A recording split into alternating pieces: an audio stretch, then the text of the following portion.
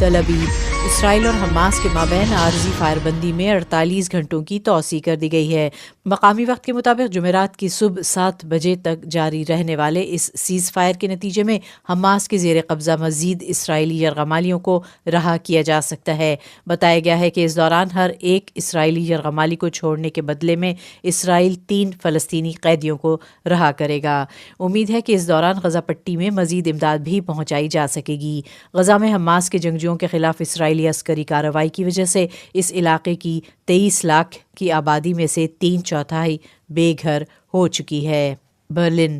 German chancellor Olaf shawls نے ملک کو درپیش بجٹ مسائل کے باوجود یوکرین کو دیے جانے والی عسکری مدد کا دفاع کیا ہے۔ انہوں نے کہا کہ یوکرین کی فوجی و مالی مدد نہ صرف روسی جارحیت کا سامنا کرنے والے اس ملک بلکہ یورپ کے اپنے وجود کی بقا کے لیے بھی انتہائی اہمیت کی حامل ہے۔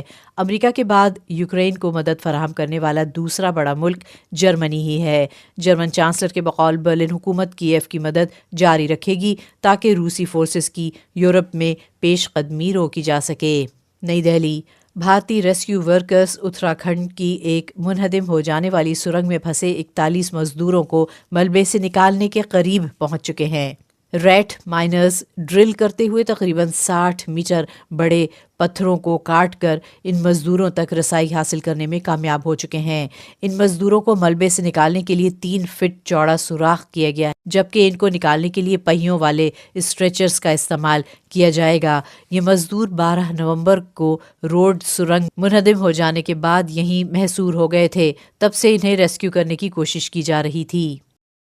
کیف۔ روسی جارحیت سے تباہال ملک یوکرین میں ہریکین اور برفانی طوفان کے نتیجے میں 10 افراد مارے گئے۔ حکام نے منگل کو بتایا کہ ملک بھر میں ہونے والی اس تباہی میں کم از کم 23 افراد زخمی بھی ہوئے ہیں۔ وزارت داخلہ کے مطابق زخمیوں میں بچے اور خواتین بھی شامل ہیں۔ روسی حملوں کی وجہ سے یوکرینی ایمرجنسی اور محکمہ ہیلتھ کو بھی سخت دباؤ کا سامنا ہے۔ اس طوفانی موسم میں بھی ملکی فوجی سرحدی محاذوں پر روسی حملوں کے سامنے ڈٹے ہوئے ہیں۔ بیجنگ۔ چین میں ایک کان حادثے کے نتیجے میں کم از کم 11 کانکن مارے گئے ہیں۔ بتایا گیا ہے کہ چینی صوبے ہیلونگ گیجانگ میں کوئلے کی کان میں یہ حادثہ منگل کی الصبح تقریباً 3 بجے اس وقت رونما ہوا جب مزدور کان کنی کر رہے تھے۔ چین میں کان کنی کے دوران ایسے حادثات رونما ہوتے رہتے ہیں۔ Vatican city. پوپ فرانسس علالت کے باوجود دبئی میں ہونے والی عالمی ماحولیاتی کانفرنس میں شریک ہوں گے۔ ویٹیکن سٹی نے بتایا کہ پاپائے روم پھیپھڑوں کی سوزش کے عارضے سے ریکور ہو رہے ہیں، تاہم وہ طے شدہ پروگرام کے تحت کوپ 28 میں شریک ہوں گے۔ اقوام متحدہ کی اس کلائمیٹ سمٹ میں ماہرین، ماحول دوست کارکن، سائنسدانوں اور پالیسی سازوں کے علاوہ 200 ممالک سے تعلق رکھنے والے رہنما بھی شریک ہوں گے۔ تحفظ ماحول کے لیے منعقد کی جانے والی اس کانفرنس کے مرکزی ایجنڈے میں متبادل توانائی میں وسعت کے لیے نئے اہداف کے علاوہ غریب اور ترقی پذیر ممالک کے لیے کلائمیٹ فائنانسنگ بھی شامل ہے۔ انقرہ۔ ایرانی صدر ابراہیم رئیسی منگل کو انقرہ کا دورہ نہیں کر رہے ہیں۔ ترک صدر رجب طیب ایردوان نے رواں ماہ کے شروع میں ایک اعلان کیا تھا کہ ایرانی صدر ابراہیم رئیسی 28 نومبر کو استنبول میں ان سے ملاقات کریں گے۔ دونوں رہنماؤں کے مابین حماس اور اسرائیل کی جنگ کے موضوع پر بات چیت ہونا تھی۔ فوری طور پر تاہم یہ نہیں بتایا گیا کہ رئیسی کا دورہ ترکی منسوخ یا معطل ہوا ہے۔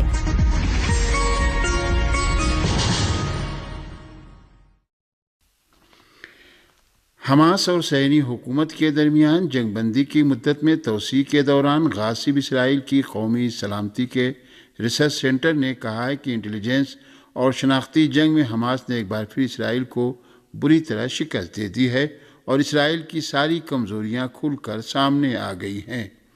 صہیونی حکومت کی قومی سلامتی کے ریسرچ سینٹر نے اپنی رپورٹ میں کہا ہے کہ حماس اور اسرائیل کی جنگ میں سر انجام شناختی جنگ کے تعلق سے حماس نے اسرائیل کو شکست دے دی ہے۔ صہیونی حکومت کی قومی سلامتی کے ریسرچ سینٹر نے اپنی رپورٹ میں کہا ہے کہ حماس ایک بار پھر پورے اسرائیل کو چکمہ دینے میں کامیاب رہی ہے اور شناختی جنگ میں فتح حاصل کر لی ہے اور اسرائیل کا مذاق بنا کر رکھ دیا ہے۔ صہیونی حکومت کی قومی سلامتی کے ریسرچ سینٹر کی رپورٹ میں کہا گیا ہے کہ صہیونی حکومت نے عارضی فائر بندی کا معاہدہ کر کے اپنی کمزوری کو ظاہر کر دیا ہے۔ دوسری جانب غزہ میں 4 روزہ جنگ بندی کی مدت میں مزید 2 روز کی توسیع کیے جانے پر رد عمل کا اظہار کرتے ہوئے تحریک حماس کا کہنا ہے کہ جنگ بندی کی مدت میں مزید توسیع کیے جانے کا امکان پایا جاتا ہے۔ حماس کے ایک رہنما خلیل الحیہ نے اس بات کا ذکر کرتے ہوئے کہ جنگ بندی کی مدت میں دراز مدت توسیع کی امید کی جا سکتی ہے، کہا ہے کہ قیدیوں کے مزید تبادلے کے پیش نظر جنگ بندی کی مدت میں مزید 2 روز کی توسیع کی گئی ہے۔ انہوں نے کہا کہ حالیہ دنوں میں شمالی غزہ میں انسان دوستانہ امداد کی ترسیل میں تعطل و کوتاہی کا مشاہدہ کیا گیا ہے اور امید کی جاتی ہے کہ اس عمل میں مثبت تبدیلی آئے گی۔ حماس کے رہنما خلیل الحیہ نے کہا کہ قیدیوں کے تبادلے کے دائرے میں جنگ بندی کی مدت میں مزید توسیع کیے جانے کی امید ہے اور فلسطینی عورتوں اور بچوں کو رہا کرانے کے عوض جنگ بندی کی مدت مزید بڑھ سکتی ہے۔ ادھر جہاد اسلامی فلسطین نے ایک بیان میں غزہ میں جنگ بندی کی مدت میں مزید 2 روز کی توسیع کیے جانے پر رد عمل کا اظہار کرتے ہوئے اعلان کیا ہے کہ وہ غزہ کے عوام کے خلاف دشمن کی جارحیت کا مقابلہ کرنے کے لیے تیار ہے۔ جہاد اسلامی فلسطین کے بیان میں آیا ہے کہ انجام پانے والی کوششوں اور سہولت کاروں کی ثالثی کے بعد غزہ میں پہلے کی شرطوں کے ساتھ جنگ بندی کی مدت میں مزید 2 روز کی توسیع کیے جانے سے اتفاق کیا گیا ہے۔ جہاد اسلامی فلسطین کے بیان میں مزید آیا ہے کہ جنگ بندی کے ذریعے عوامی مفادات پر توجہ دی گئی ہے تاکہ انسان دوستانہ امداد کا عمل زیادہ سے زیادہ بہتر طریقے سے انجام پا سکے۔ اس بیان میں اسی طرح کہا گیا ہے کہ جنگ بندی کی مدت میں توسیع کیے جانے کے ساتھ دشمن کے رویے پر ہماری پوری نظر ہے اور جہاد اسلامی فلسطین غزہ کے عوام کے خلاف دشمن کی جارحیت کا مقابلہ کرنے کے لیے تیار ہے۔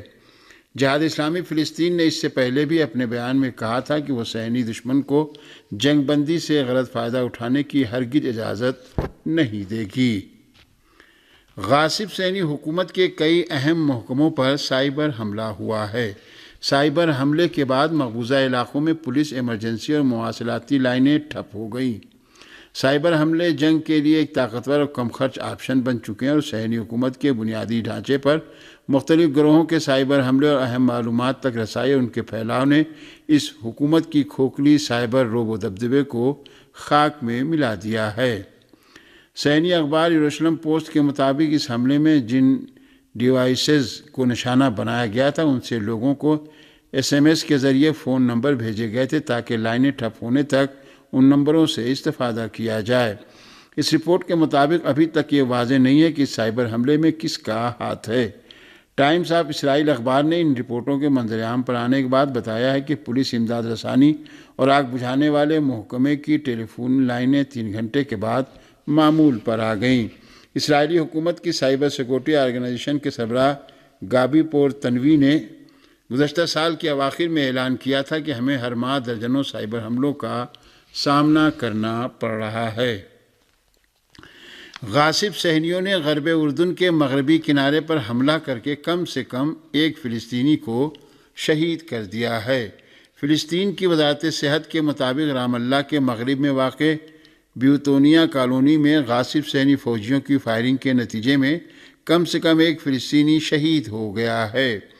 غاصب صہیونی فوجیوں نے رام اللہ کے مغرب میں واقع دیر عمار کیمپ پر حملہ کر کے 2 فلسطینیوں کو زخمی بھی کیا ہے۔ اطلاعات کے مطابق فلسطینیوں اور غاصب فوجیوں کے درمیان شدید جھڑپیں ہوئی ہیں اور صہیونیوں نے فائرنگ بھی کی ہے۔ واضح ہے کہ طوفان الاقصی آپریشن کے آغاز کے بعد سے اب تک مغربی کنارے میں 230 سے زیادہ فلسطینی صہیونی فوجیوں کے ہاتھوں شہید ہو چکے ہیں۔ دراصل غاصب صہیونی حکومت کے فوجیوں نے ابھی کچھ دیر پہلے مغربی کنارے میں مختلف علاقوں پر حملے شروع کیے ہیں۔ جنین کے اطراف میں واقع یعبد کالونی پر صہیونی فوجیوں کے حملے میں 2 نوجوان فلسطینی زخمی ہوئے ہیں۔ دوسری طرف بیت المقدس کی کالونی الشیخ جراح اور قلقیلیہ شہر پر بھی صہیونی فوجیوں کے حملے کی خبریں موصول ہوئی ہیں۔ غزہ پٹی میں صہیونی حکومت کے وحشیانہ حملوں اور بمباری کے نتیجے میں 56,000 خاندان بے گھر ہو گئے ہیں۔ فلسطین کی وزیر صحت می الکیلا نے کہا ہے کہ صہیونی حکومت کے حملوں کے دوران غزہ میں مکانات کی تباہی کے باعث 56,000 خاندان بے گھر ہو گئے ہیں۔ فلسطین کے وزیر صحت نے غزہ میں صہیونی حکومت کی جارحیت کے فوری اور مکمل طور پر بند کیے جانے کا مطالبہ کرتے ہوئے کہا کہ انسان دوستانہ امداد اور طبی عملے کو غزہ میں داخل ہونا چاہیے۔ انہوں نے غزہ پٹی کے لیے ایمبولینس اور ایندھن کا مطالبہ کرتے ہوئے کہا کہ غزہ کی پٹی کے 25 اسپتال ایندھن اور طبی آلات اور وسائل کی کمی کی وجہ سے بند پڑے ہیں۔ در اثنا فلسطینی پناہ گزینوں کے امور سے متعلق اقوام متحدہ کے ادارے آنروا کے ترجمان کاظم ابو خلف نے بھی بتایا ہے کہ اسرائیلی حکام نے غزہ کے شمال میں ایندھن داخل ہونے کی اجازت نہیں دی ہے۔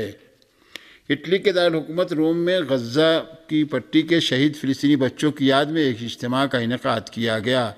فلسطین کے سینکڑوں حامیوں اور اٹلی کے عوام نے روم میں غزہ پٹی میں شہید ہونے والے فلسطینی بچوں کی یاد میں منعقد اجتماع میں شرکت کی اور ہزاروں علامتی چھوٹی سفید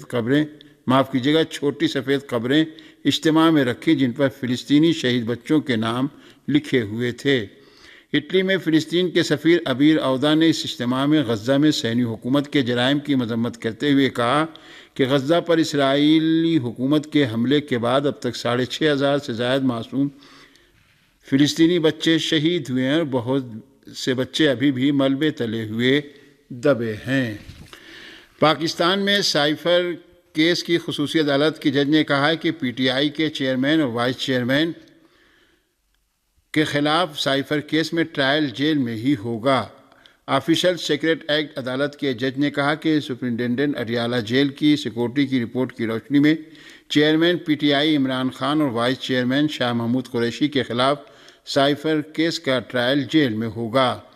سائفر کیس میں عمران خان اور شاہ محمود قریشی کو عدالت میں پیش کرنے یا نہ کرنے سے متعلق آفیشل سیکریٹ ایکٹ عدالت نے فیصلہ محفوظ کیا تھا۔ خصوصی عدالت کی جج نے اپنے فیصلے میں کہا ہے کہ سائفر کیس کی سماعت سننے کے خواہشمند کو روکا نہیں جائے گا۔ ہندوستان کے کسانوں کی تنظیموں نے اپنے مطالبات کے حق میں آل انڈیا اجلاس کے تحت دہلی اور ملک کے دیگر شہروں میں احتجاجی دھرنا دیا ہے۔ نئی دہلی میں ہندوستان کے کسانوں کی تنظیموں نے 26 نومبر سے یہ دھرنا دے رکھا ہے جس کا تیسرا دن ہے۔ کسان تنظیموں کا کہنا ہے کہ زراعت اور کسانوں سے متعلق 3 قوانین کو واپس لینے کے مرکزی حکومت کے اعلان کو 3 سال ہو گئے لیکن اس وقت ان کے کسی بھی مطالبے کو پورا نہیں کیا گیا۔